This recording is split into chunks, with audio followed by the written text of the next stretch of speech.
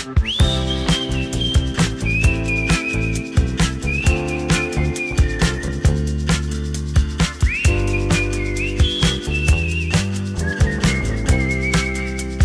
question que je me pose parfois, c'est comment est-ce que les techniques de cinéma sont différentes des techniques de théâtre. Alors je sais qu'au théâtre, en tout cas, quand on apprend, il faut vraiment apprendre à faire porter la voix, avoir une posture aussi sur scène qui est assez ouverte et qui prend pas mal de place pour qu'on soit visible sur scène.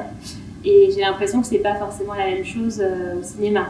Au cinéma, c'est la caméra qui vient chercher l'acteur. Et au théâtre, c'est l'acteur qui vient chercher le public. Donc là, il y a une différence majeure. Ouais. Mais par contre, on a quand même besoin d'acteurs bien formés au théâtre parce que tout le travail qui est fait en amont au théâtre donne une aisance qui fait qu'après, nous, au cinéma, on peut travailler dans de bonnes conditions. Mais il faut réadapter, par exemple, la façon de placer sa voix et de bouger selon les règles des techniciens. Donc il y a toute une adaptation, mais il est essentiel qu'il y ait eu déjà une bonne formation théâtrale pour être aussi performant au cinéma. D'accord. Ouais. Il y a aussi un peu d'improvisation au cinéma, j'imagine. Alors c'est vraiment chaque réalisateur qui a sa méthode. Et par exemple, pour avoir une réaction bien précise, comme tu le disais, il peut y avoir une part d'improvisation. Le réalisateur, entre guillemets, va piéger le comédien en ne lui donnant pas certaines informations dans son scénario. Et comme ça, quand l'autre acteur lui donnera une information, il attend une réaction spontanée de l'autre acteur. Qu'est-ce que vous faites? Par contre, tu as des réalisateurs qui, eux, sont... les deux acteurs ont le même... voilà. Et c'est à la virgule près qu'il faut sortir le texte. Sur un plateau de théâtre, c'est la mise en scène, le metteur en scène, la metteuse en scène qui choisit sa façon de diriger les acteurs. En fait, c'est un peu la même idée. Alors là aussi, il y a deux styles différents. Il y a le réalisateur qui veut une, voire deux prises au maximum. Et moi, j'ai travaillé dans d'autres contextes où là, on va jusqu'à 12, 14 prises. Et ça permet à l'acteur de s'installer.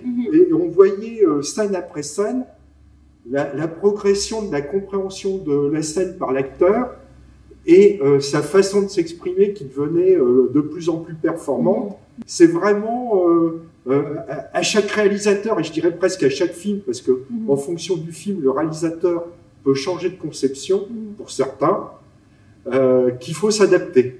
Ce qui est plus important, je pense, c'est vraiment de faire équipe pour raconter l'histoire qu'on a prévu de raconter, en fait. Justement, dans un stage cinéma, on peut aussi découvrir d'autres métiers qui sont aussi importants sur le plateau de tournage. La chef opératrice ou le chef opérateur, l'éclairagiste et puis l'ingé son. D'accord. Et les jeunes qui veulent pas être acteurs, on leur place dans un stage cinéma. Comment on éclaire, comment on prend le son, comment on cadre, et toutes ces notions-là qui fait que y a de la place pour tout le monde. Du coup, est-ce qu'il y a des histoires que les jeunes ont vraiment créées de toutes pièces dans vos stages de cinéma? Comme on a des dizaines de stages qui ont été faits, il y a vraiment, nous, on laisse beaucoup d'initiatives aux jeunes et de créativité. On leur ouvre la porte. Hein. C'est un moment où on est à l'écoute de ce qu'ils veulent faire. Alors nous, on est là pour guider.